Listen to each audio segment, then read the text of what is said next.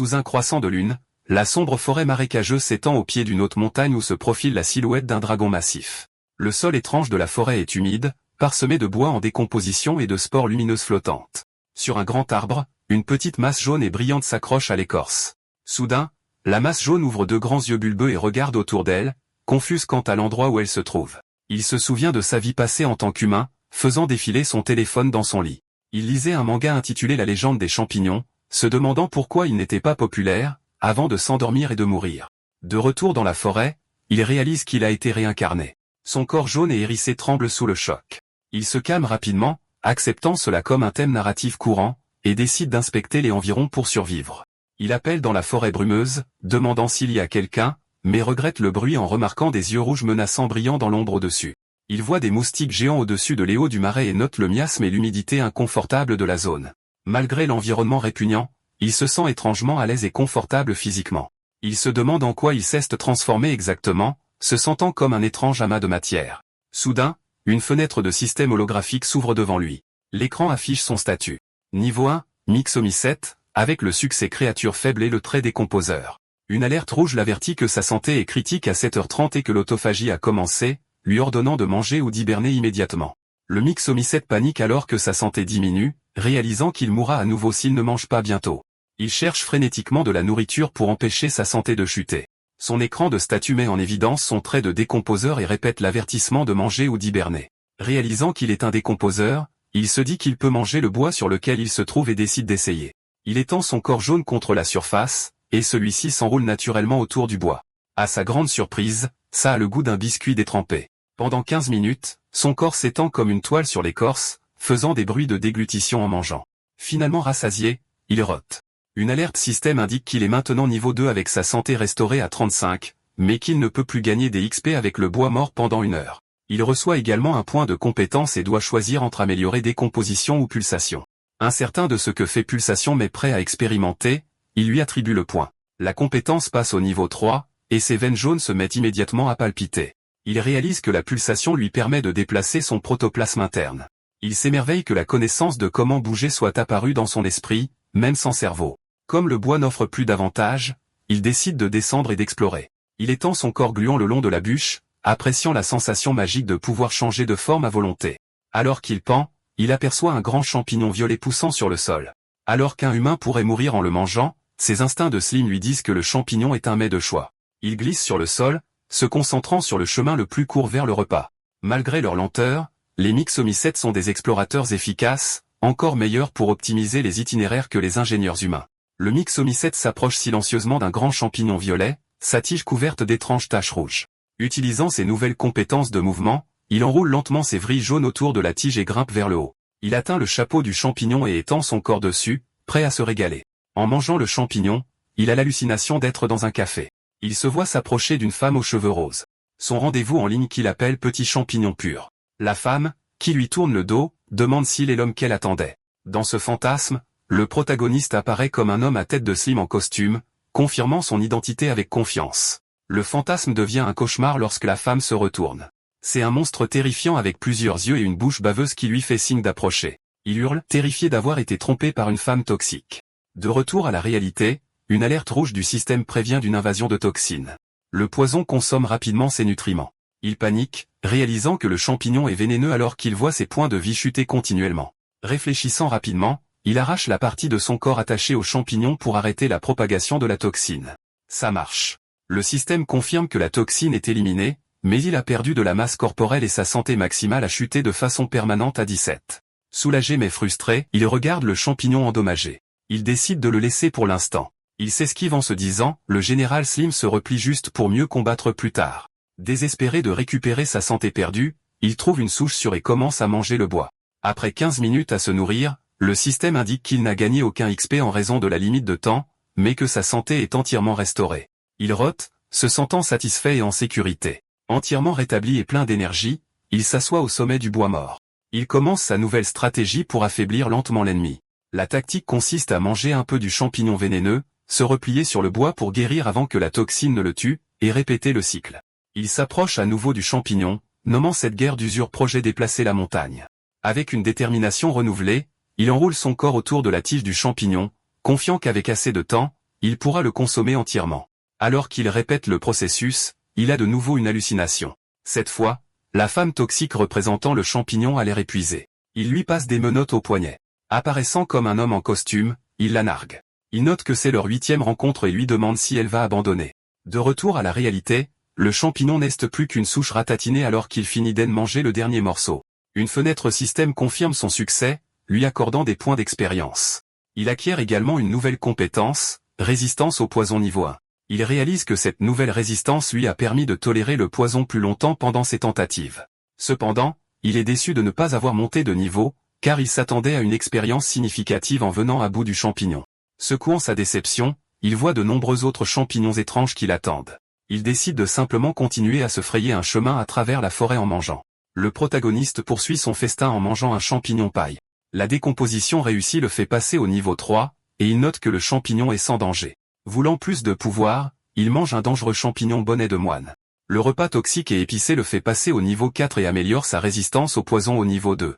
Insatisfait des cibles uniques, il recouvre une énorme grappe de champignons blancs, déclarant qu'ils deviendront tous ses nutriments. Après avoir mangé la masse, il atteint le niveau 5 et sa santé maximale est de 79. Le système l'avertit qu'il a atteint un point de saturation et qu'il n'obtiendra plus d'expérience des champignons pendant 24 heures. Rassasié et satisfait, il rote et emballe les champignons restants sur son dos pour les emporter. Il parcourt la forêt avec des champignons vénéneux colorés sur son corps gluant, fredonnant qu'ils sont à la fois des rations d'urgence et une armure.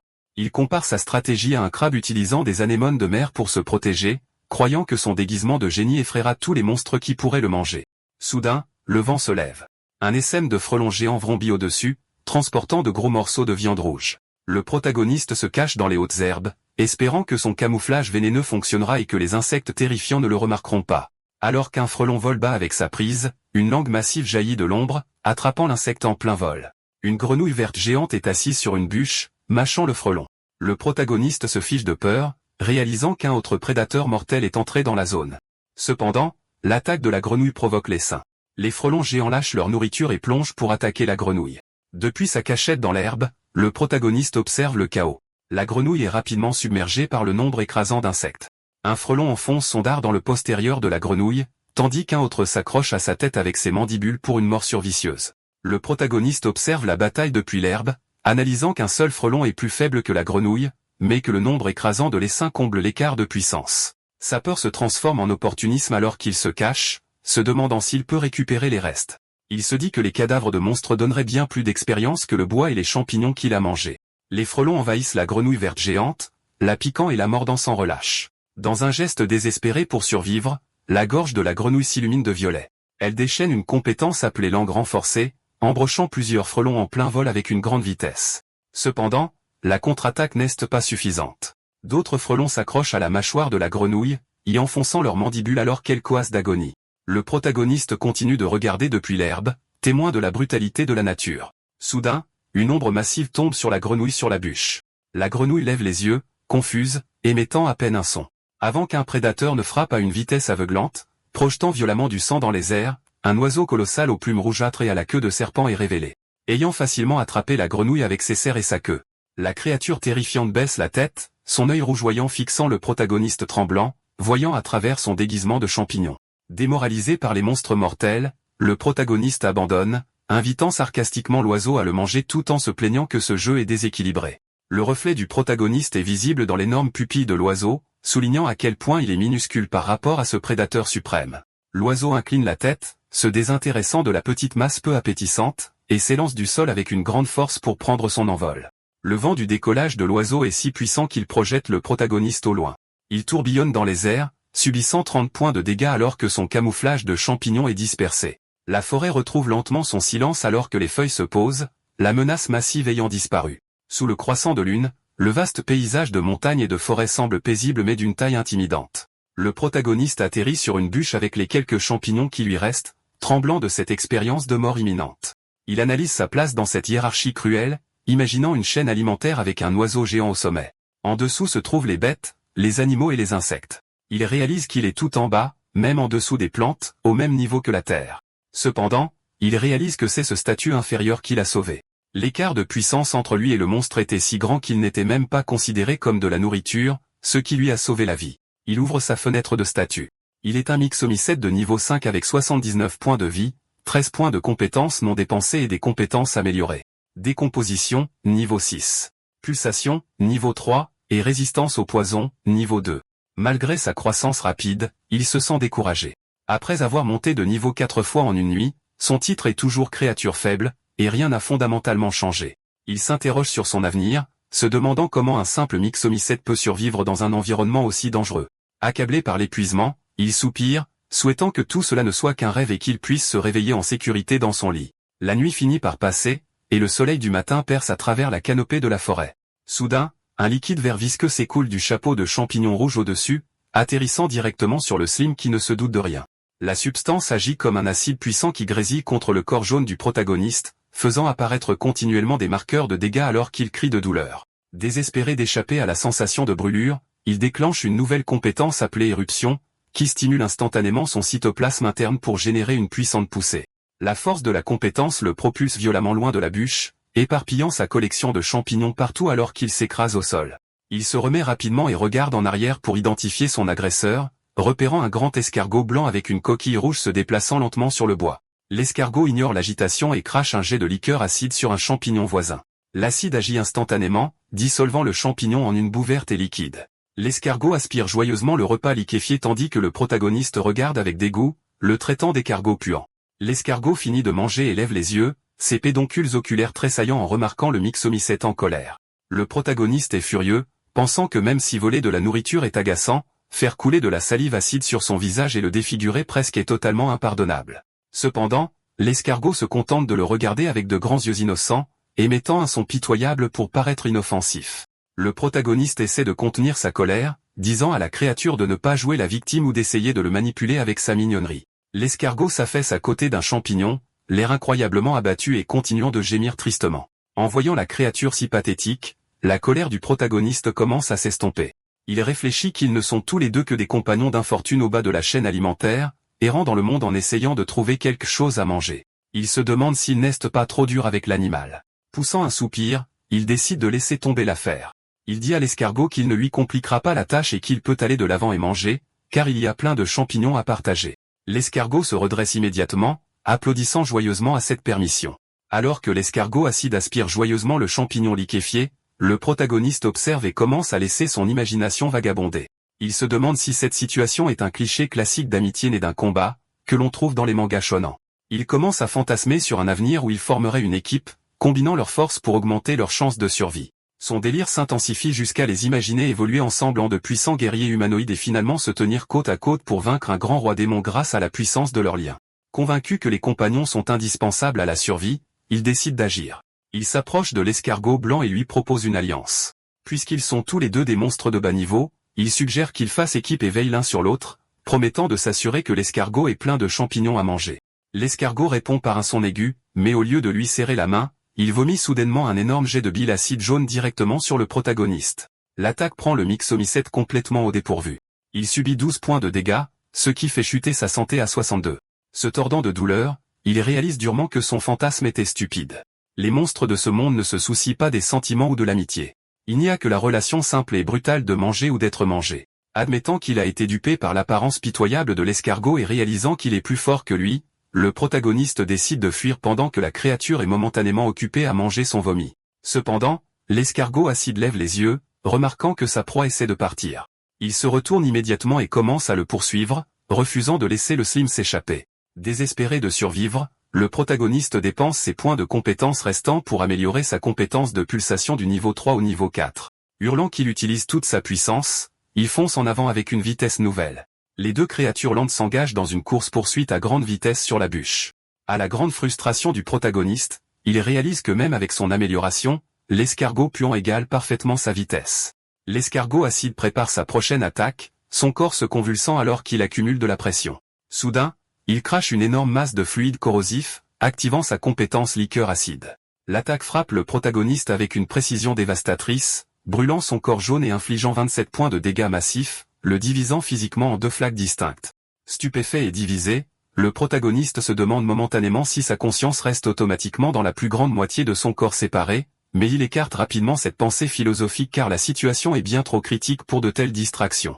L'escargot le surplombe, poussant un cri terrifiant en ouvrant une bouche remplie de dents acérées comme des rasoirs, ressemblant à un monstre complètement différent de la créature mignonne qu'il prétendait être. Sans hésitation, l'escargot plonge son visage dans la flaque de slime et commence à dévorer le protagoniste. Alors qu'il se fait manger, le protagoniste décide d'endurer la douleur, se disant qu'il doit survivre à ce moment pour se venger plus tard. L'escargot avale une bouchée du slime jaune et s'arrête un instant. Cependant, ses yeux s'illuminent immédiatement d'une lueur rouge menaçante, indiquant qu'il n'a pas fini et qu'il a l'intention de consommer le reste de lui.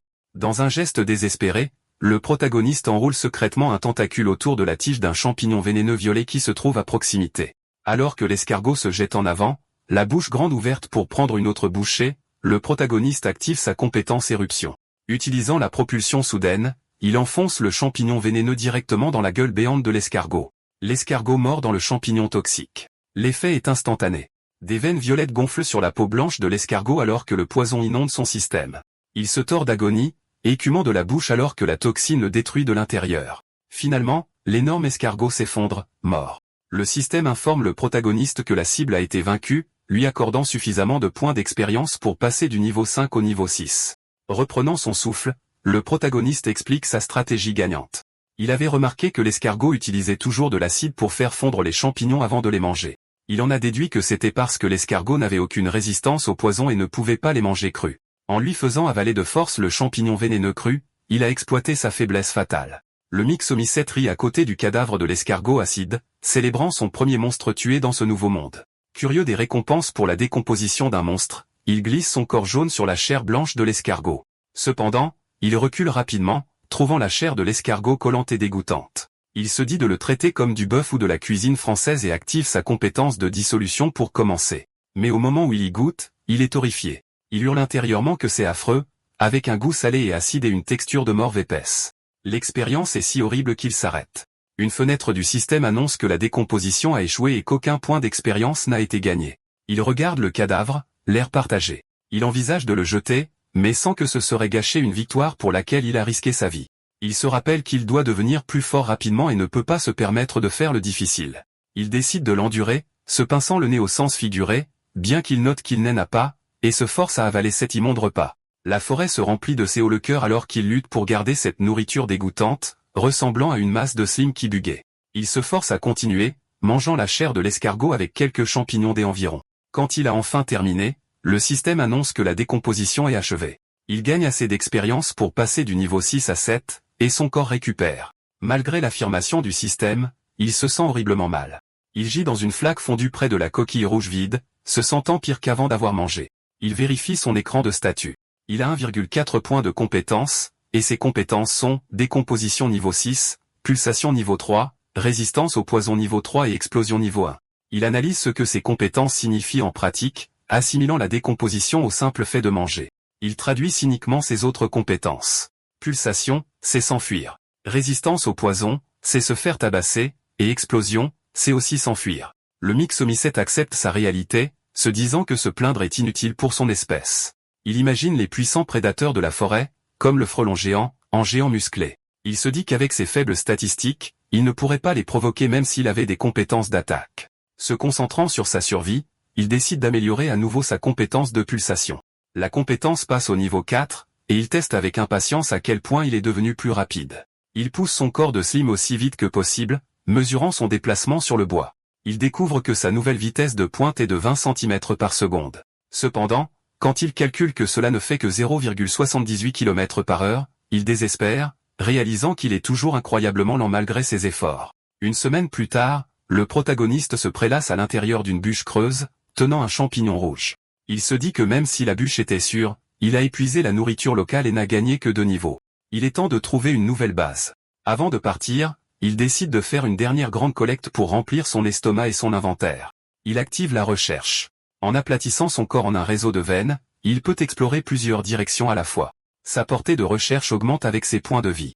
Son corps jaune s'étend sur le sol de la forêt comme une carte vivante. Le système lui notifie qu'il a stocké 3 champignons blancs dans son corps. Il étend sa portée, attrapant 6 petits champignons des prés. Il explique qu'avec le contrôle de son corps, il peut soit stocker des objets, soit les décomposer instantanément, augmentant son efficacité alors qu'il consomme une grappe de champignons bleus. Le Myxomycète continue de chercher de la nourriture en consommant un gros champignon bleu. Le système confirme la décomposition, lui accordant de l'expérience et améliorant sa résistance au poison au niveau 4. Alors qu'il étend son réseau de recherche, ses vrilles jaunes heurtent un objet rouge et dur. Le système l'alerte immédiatement que la cible ne peut pas être décomposée. Avant qu'il ne puisse réagir, il subit 9 points de dégâts d'une douleur vive. Il rétracte son corps, agacé de constater qu'il a de nouveau rencontré ce type. L'attaquant utilise une compétence appelée liqueur acide, pulvérisant un liquide vert corrosif. Le Mixomycète est éraflé par l'attaque, subissant 7 points de dégâts supplémentaires, mais il est soulagé que sa vitesse améliorée l'ait aidé à en esquiver la majeure partie. L'ennemi est un autre escargot acide. Le protagoniste remarque que celui-ci est beaucoup plus rapide et se demande si la force varie au sein d'une même espèce. Il se déplace de manière évasive, confiant que l'escargot ne pourra pas le toucher à nouveau. Cependant, l'escargot utilise une attaque dévastatrice à courte portée, éclaboussant le Mixomycète et lui infligeant 33 points de dégâts massifs. L'escargot marque une pause, pensant avoir gagné, mais le protagoniste profite de ce moment. Il a intentionnellement encaissé le coup pour se rapprocher et enfonce un champignon violet vénéneux dans la bouche de l'escargot. Il se moque de la créature, pensant qu'il est facile de la vaincre une fois sa faiblesse connue, citant l'écart d'intelligence entre eux. Le plan fonctionne instantanément. L'escargot acide convulse alors que le poison se propage dans son corps. Le protagoniste consomme l'ennemi vaincu, endurant à nouveau le goût dégoûtant. Le système le récompense pour l'élimination, le faisant passer du niveau 9 à 10. Il est assis en une flaque fondue, se sentant terriblement mal à cause du repas, mais admettant que l'énorme expérience des monstres en vaut la peine. Après un moment, le Mixomycète laisse derrière lui la coquille rouge de l'escargot acide et poursuit son voyage à travers la forêt herbeuse. Alors qu'il avance, il entend un bruissement provenant de l'herbe dense devant lui. Supposant qu'il s'agit d'un autre escargot faible, il lance un appel arrogant, ordonnant à la créature cachée de se montrer. À son grand choc, la créature qui jaillit de l'herbe n'est pas un escargot, mais un mille-pattes massif et terrifiant aux pattes acérées. Le Mixomycète se fige alors que l'insecte imposant projette une ombre menaçante sur lui. Le mille-pattes agite ses pattes bleues acérées, créant un son rythmique et intimidant. Terrifié, le protagoniste se cache derrière un rocher, tremblant et réalisant qu'il a fait une erreur. Le mille-pattes plonge pour frapper. Pris de panique, le protagoniste essaie sa stratégie gagnante précédente. Il brandit un champignon vénéneux, criant au monstre de reculer. Cependant, la stratégie échoue. Les mandibules acérées du mille-pattes tranchent instantanément le champignon en deux avant qu'il ne puisse être mangé. Le protagoniste regarde avec incrédulité le champignon tranché tomber, réalisant que son astuce est inutile contre cet ennemi. Le monstre enchaîne avec une compétence appelée étranglement aux lames de myriapode, enroulant son long corps autour du slime et le serrant. Le mille-pattes enfonce sa tête dans le slime jaune, essayant de mordre et de déchiqueter le protagoniste. Cependant, la situation se retourne. Le mille-pattes se débat, incapable d'infliger des dégâts. Le protagoniste réalise que son corps liquide est immunisé contre les attaques de l'âme et la constriction. Le prédateur devient la proie alors que le Mixomycète engloutit l'insecte piégé. Il accepte joyeusement les points d'expérience livrés et le consomme. Enhardi par cette victoire, le protagoniste continue la chasse, repérant un gros scarabée vert sur un rocher. Il essaie ensuite de frapper un frelon en vol, mais se lamente d'être encore trop petit pour l'atteindre. Il aperçoit ensuite un cafard, mais avec un dégoût pur, décide de le laisser partir simplement parce qu'il ne veut pas le manger. Quelque temps plus tard, le protagoniste traverse la forêt de bonne humeur, fredonnant avec un champignon rouge dans la bouche. Il ouvre sa fenêtre de statut, révélant une grande croissance. Il est maintenant un Mixomycète de niveau 13 avec 157 points de vie. Ses compétences se sont aussi améliorées. Pulsation est au niveau 8, et résistance au poison au niveau 5.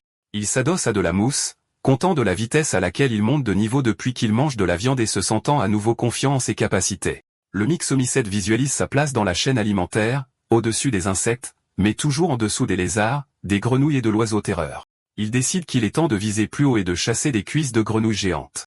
Confiant, il s'imagine devenir invincible, se voyant sur un tas de cadavres d'insectes et rêvant de régner sur cet autre monde. Il arrive au bord d'un étang trouble dans la forêt marécageuse.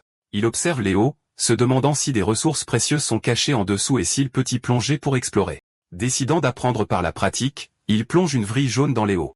La réaction est immédiate et douloureuse. Son corps gonfle comme un ballon, et il panique, sentant qu'il est sur le point d'exploser. Par pression osmotique, il apprend qu'en tant qu'organisme unicellulaire, Léo douce se précipite dans ses cellules. Il réalise qu'il éclatera et mourra s'il est immergé, tout comme un globule rouge. Il rétracte rapidement son membre, soulagé mais forcé d'abandonner son plan sous-marin. Soudain, des bulles remontent de l'étang. Un grand crustacé vert foncé émerge lentement de Léo. Confus, le protagoniste identifie la créature comme étant un crabe. La créature le regarde fixement, de la mousse bouillonnant de sa bouche. Sa confusion se transforme enfin alors qu'il imagine une assiette de crabe à la vapeur.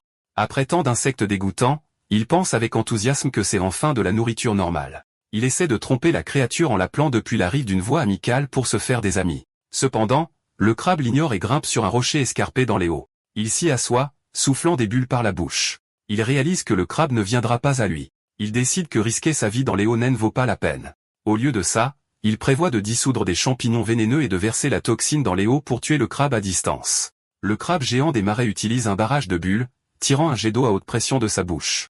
Le jet frappe le myxomycète avec une force énorme, le projetant en arrière. L'attaque inflige 25 points de vie. Le protagoniste est choqué qu'un simple pistolet à eau puisse le blesser si gravement. Le crabe tire à nouveau. Le myxomycète essaie d'esquiver, mais subit 10 dégâts supplémentaires en se dépêchant de fuir. Il glisse derrière une grosse racine d'arbre, bloquant les jets d'eau entrants. Respirant difficilement, il réalise que cet adversaire est bien plus fort que les insectes qu'il a farmés. Il décide que s'enfuir maintenant ferait de lui une cible, alors il se cache et attend, espérant que le crabe perdra patience. Soudain, un grand splash se fait entendre alors que le crabe saute de son perchoir. Le protagoniste jette un coup d'œil derrière l'arbre, se demandant si le monstre a enfin abandonné. À sa grande horreur, le crabe géant des marais sort de l'étang et monte sur la terre ferme. Le crabe claque agressivement ses pinces. Il active la charge, se déplaçant de côté à une vitesse terrifiante pour réduire la distance. Le protagoniste regarde, choqué, le prédateur se précipiter vers sa cachette. Réalisant que le crabe veut le manger, le myxomycète panique et grimpe frénétiquement au tronc de l'arbre. Le myxomycète s'accroche à l'arbre, regardant le crabe en bas. Il se sent soulagé, pensant qu'il peut éviter les attaques d'eau en grimpant. Il regrette la rapidité avec laquelle il est passé de chasseur à proie. Un crépitement venant d'Eno interrompt son soulagement. Il lève les yeux et voit une grande araignée pâle aux yeux rouges descendre vers lui. Ne se sentant pas menacé, le protagoniste agite un tentacule avec dédain, disant à l'araignée de bouger car il est occupé avec le crabe. Il avertit avec arrogance l'araignée de ne pas être ingrate, se vantant d'avoir mangé plein d'insectes comme elle. L'araignée ne recule pas. Elle siffle agressivement, ses yeux rouges brillants. L'araignée utilise soudainement la taillade arachnéenne, sa patte avant frappant comme une lame à une vitesse fulgurante. À sa grande surprise, l'attaque tranche son corps, coupant un gros morceau de slime et infligeant 30 dégâts. L'araignée attrape et mange le slime sectionné. Le protagoniste est perplexe, pensant qu'il était immunisé contre les lames. Une fenêtre de statue révèle que le monstre araignée de niveau 16 a une maîtrise de l'épée de niveau 8. Avant qu'il ne puisse assimiler cela, un jet d'eau à haute pression frappe le tronc de l'arbre à quelques centimètres de lui. L'éclaboussure le frappe pour 17 dégâts supplémentaires. Il réalise qu'il est piégé entre l'araignée maniant l'épée au-dessus et le crabe au pistolet à eau en dessous. Il lève les yeux vers la terrifiante araignée qui lui barre le chemin. Maudissant sa terrible malchance, les larmes lui montent aux yeux alors qu'il réalise qu'il est de nouveau dans une impasse.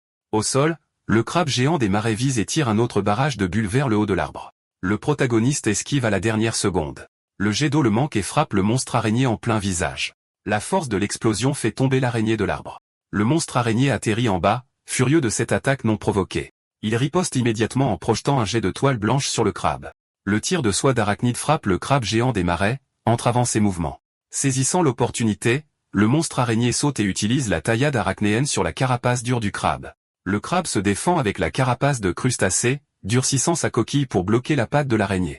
Le crabe contre-attaque avec la pince de crustacé en claquant ses pinces, tandis que l'araignée utilise le contrôle de la soie d'arachnide pour esquiver les tenailles. Le crabe est agacé par les toiles collantes qui lient ses pinces. Pendant ce temps, haut dans l'arbre, le protagoniste observe le chaos. Il se réjouit intérieurement que son plan de monter ses ennemis les uns contre les autres ait réussi. En bas, la bataille fait rage. Le crabe écume de la bouche, luttant pour arracher la toile de ses pinces. Le monstre araignée saisit l'instant pour asséner une taillade précise au pédoncule oculaire du crabe. Cela provoque une explosion de lumière et de douleur. L'araignée siffle, prête à enchaîner, mais le crabe géant des marais balance violemment son énorme pince, forçant l'araignée à esquiver un coup puissant. L'agile monstre araignée bondit dans les airs, évitant les attaques maladroites du crabe.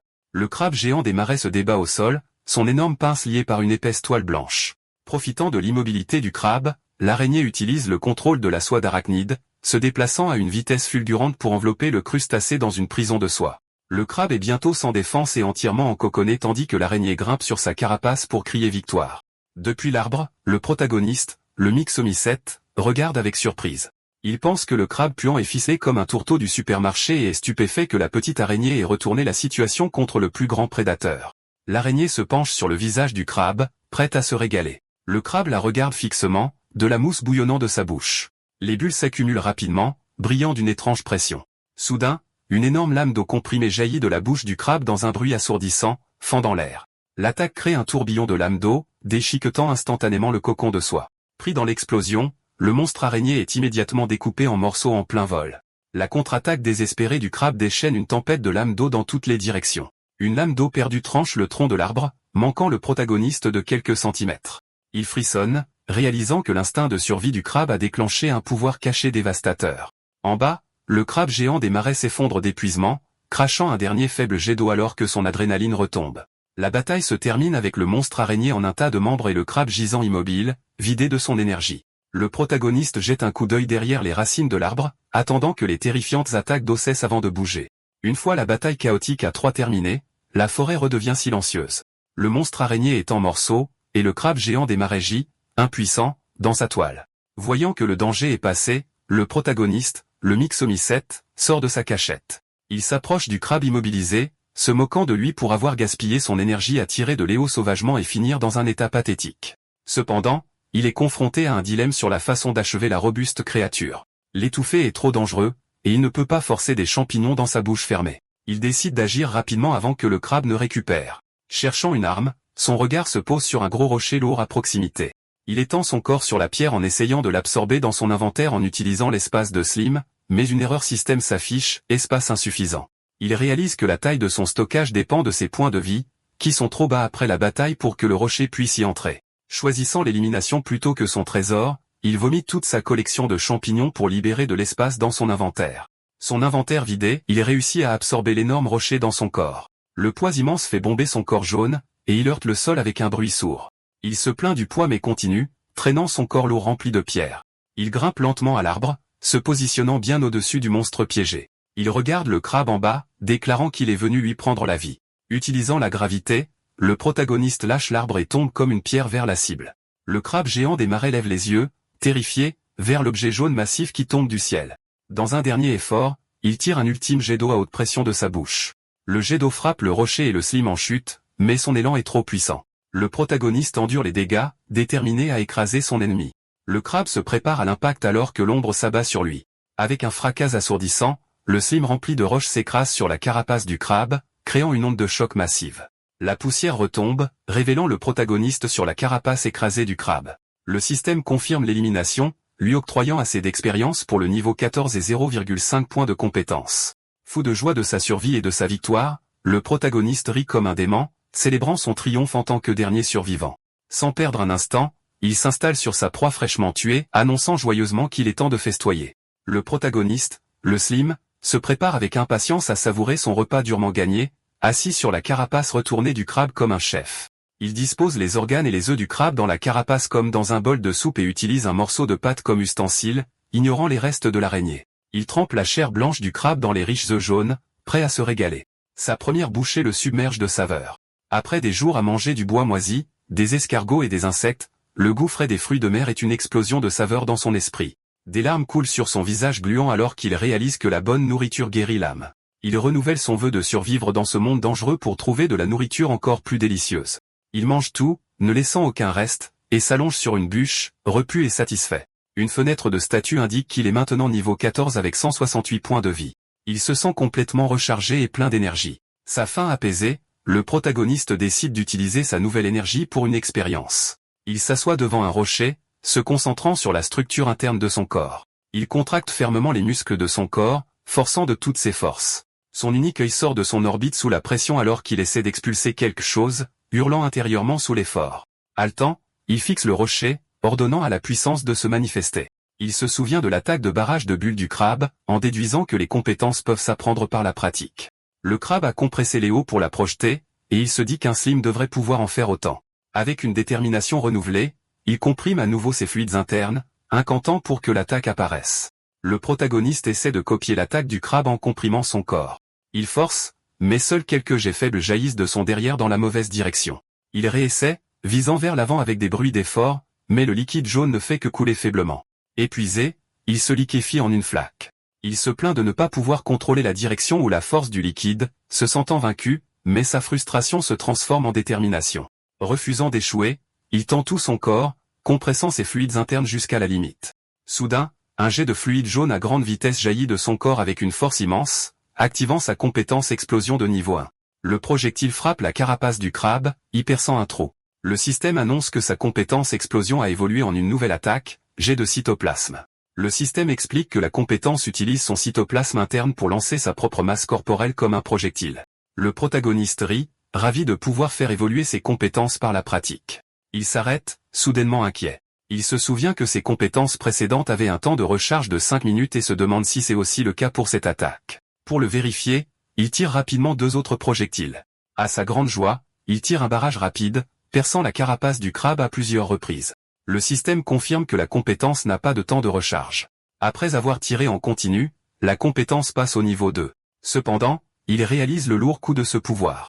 Il est ratatiné, réduit à une fine tige. Une alerte du système l'avertit que sa santé est critique, car chaque tir utilise sa propre biomasse, ses points de vie, comme munitions.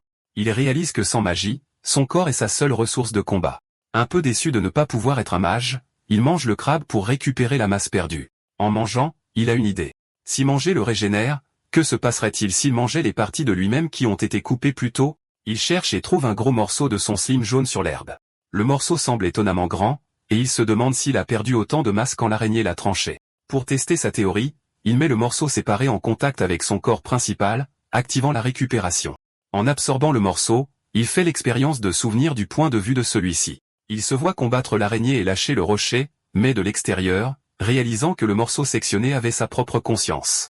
Le slime réalise quelque chose de génial à propos de son corps. Les parties sectionnées, bien que dépourvues de conscience, peuvent décomposer des choses indépendamment. En les réabsorbant plus tard, il peut collecter la santé et l'expérience qu'elles ont accumulées. Ravi, il fredonne un air, pensant avoir trouvé un bug ou un exploit dans le système. Il s'imagine envoyer plusieurs fragments travailler à différents endroits, transformant sa bouche unique en plusieurs pour augmenter considérablement sa vitesse de montée en niveau.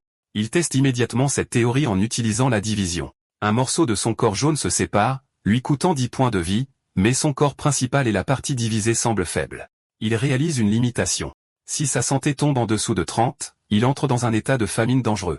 Avec une santé maximale de 198, il en déduit qu'avec assez de nourriture pour reconstituer sa santé, il peut créer autant de clones qu'il le souhaite. Il contracte son corps. Il arrache avec force un gros morceau de slime de sa forme principale, subissant 30 points de dégâts pour créer un clone substantiel. La masse jaune séparée gigote et se déplace d'elle-même, confirmant le succès de l'expérience. Il s'imagine portant un bandeau de ninja, réalisant que cette capacité est comme la technique du clonage de l'ombre d'un célèbre manga. Excité, il lève un poing et déclare qu'il est temps de se mettre au travail. Il ordonne à un petit clone de slime de décomposer une bûche morte. Il dirige les autres vers un tas de champignons à proximité. Son écran de statut indique qu'il est un slime de niveau 14 avec 198 PV et des compétences comme décomposition, pulsation, résistance au poison et jet de cytoplasme. Il est satisfait de sa stratégie. Envoyer des clones farmers des ressources pendant qu'il reste en retrait, mangeant les restes de viande d'araignée pour garder son corps principal en sécurité et en pleine santé. Maîtrisant son corps, il s'imagine sous une forme humanoïde blindée et cool, se sentant incroyablement fort. Il analyse le combat, visualisant une estocade normale d'une arme le traversant sans lui faire de mal.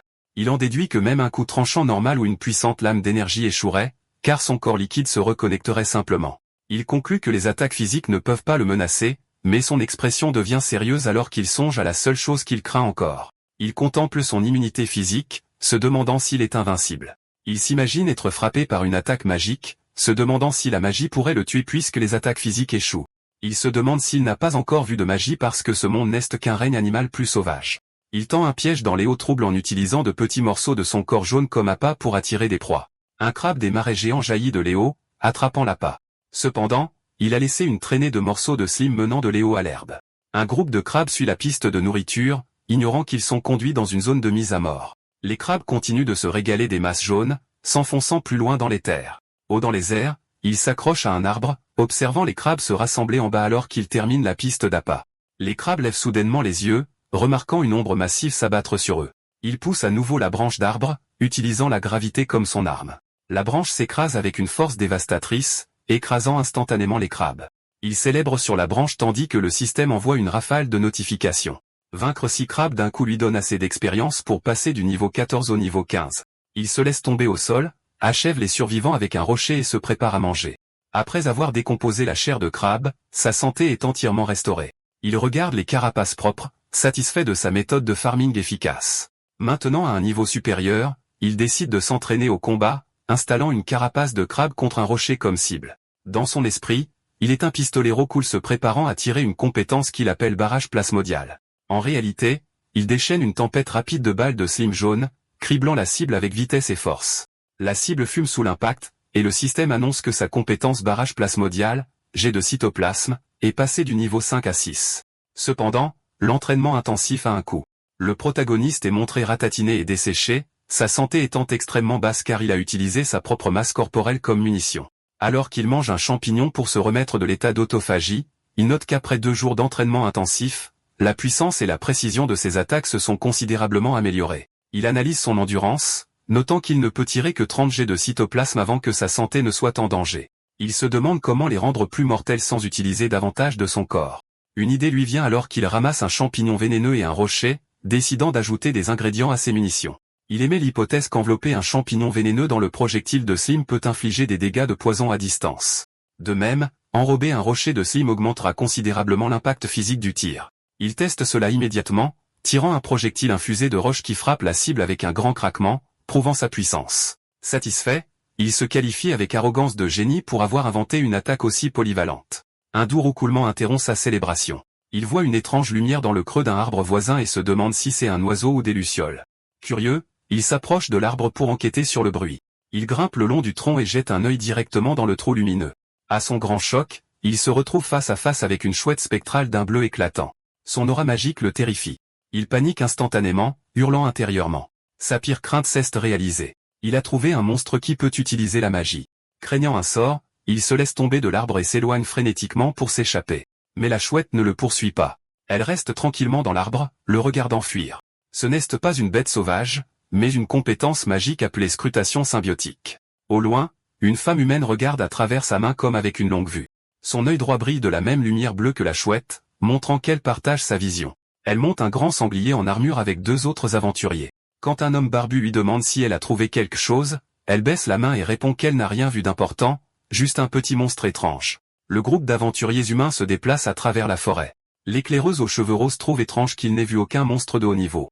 Le guerrier barbu dit à Petit Dos d'Acier de rester vigilant et de montrer la voie, inquiet que leur lien magique avec le maître de guilde soit coupé. Pendant ce temps, le slime panique, fuyant aussi vite que possible. Croyant que la chouette l'a repéré, il est terrifié à l'idée de provoquer un utilisateur de magie et sait qu'il ne peut pas chercher des noix à ce type. Il atteint une rivière, espérant être en sécurité de l'autre côté, mais il ne sait pas comment traverser. Se souvenant de la physique et du théorème de la quantité de mouvement, il se lance dans les airs. En plein vol, il active sa compétence de barrage plasmodial. Au lieu d'attaquer, il tire les projectiles de slime vers l'arrière pour se propulser.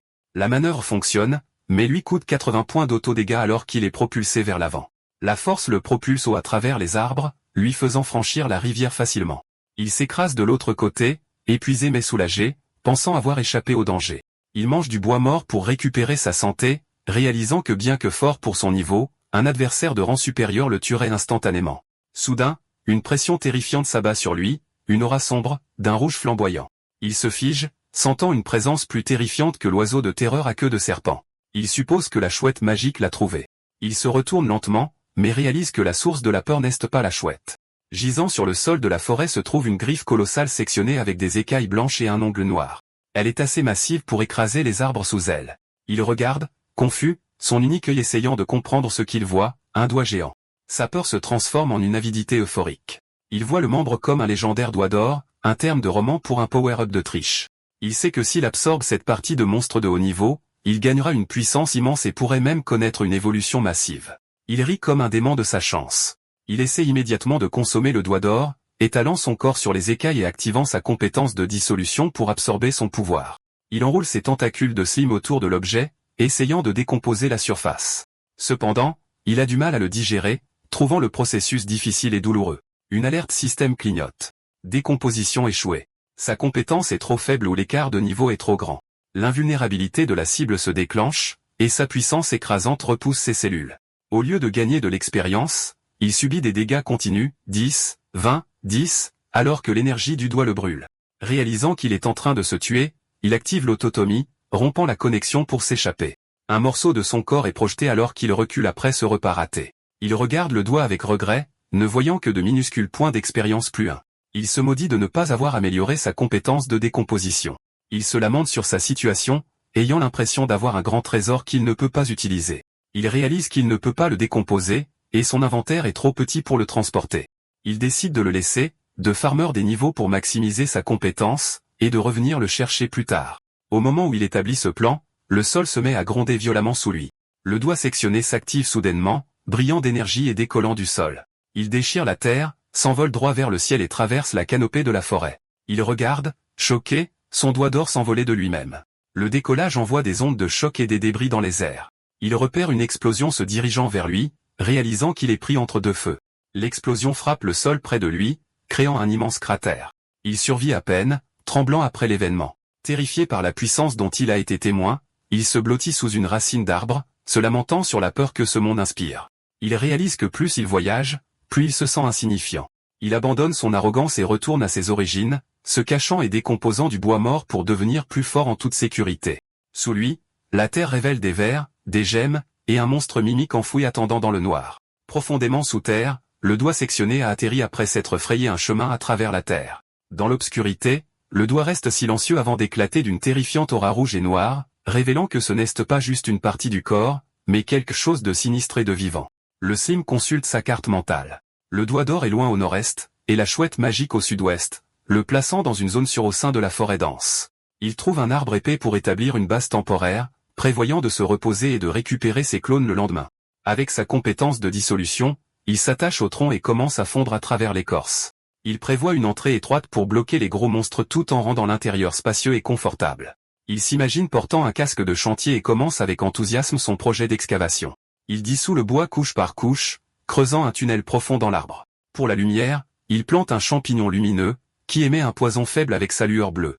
Épuisé mais satisfait, il s'effondre sur un lit de mousse qu'il a rassemblé. Il admire sa maison terminée, maintenant avec une table en pierre pour la nourriture et baigné dans la lumière du champignon. Sa base temporaire a une conception astucieuse. Un champignon vénéneux bouche l'entrée, un tunnel mène à une fausse chambre leur en dessous, et un passage caché mène à sa véritable chambre forte au-dessus. Se sentant triomphant, le Slim fléchit un tentacule tenant une brindille. Il est allongé sur son lit de mousse, mâchant la brindille comme un cigare, savourant le sentiment d'un foyer sûr.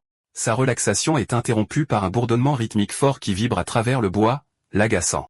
En colère, il sort la tête du creux et crie au bruit de s'arrêter. Il voit un essaim massif de guêpes dans la canopée. Au lieu de la peur, il observe leur nombre et a une idée. Des guêpes géantes vrombissent à travers la forêt, patrouillant leur territoire. Le Slim tire un jet de cytoplasme depuis sa cachette, écrasant l'une des guêpes en plein vol. Il s'assoit alors ouvertement à l'entrée de sa base, servant d'appât et narguant l'essaim pour le provoquer. Enragé, l'essaim plonge sur l'arbre, enfonçant ses dards dans le Slim. Il se rétracte rapidement au fond du trou étroit, ce qui fait que les guêpes le manquent ou que leurs dards se coincent. Elles attaquent furieusement l'entrée, ignorant son piège. En sécurité dans sa forteresse, le protagoniste soupire de soulagement. Il découvre que son corps collant agit comme du papier tue-mouche. Les guêpes qui l'attaquent se retrouvent piégées, et le système lui notifie qu'il gagne des points d'expérience sans effort.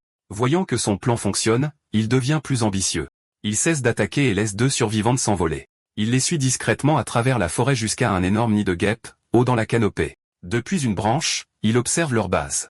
Son œil se plisse alors qu'il complote pour détruire le nid. Il se montre, attirant l'attention des guêpes sentinelles.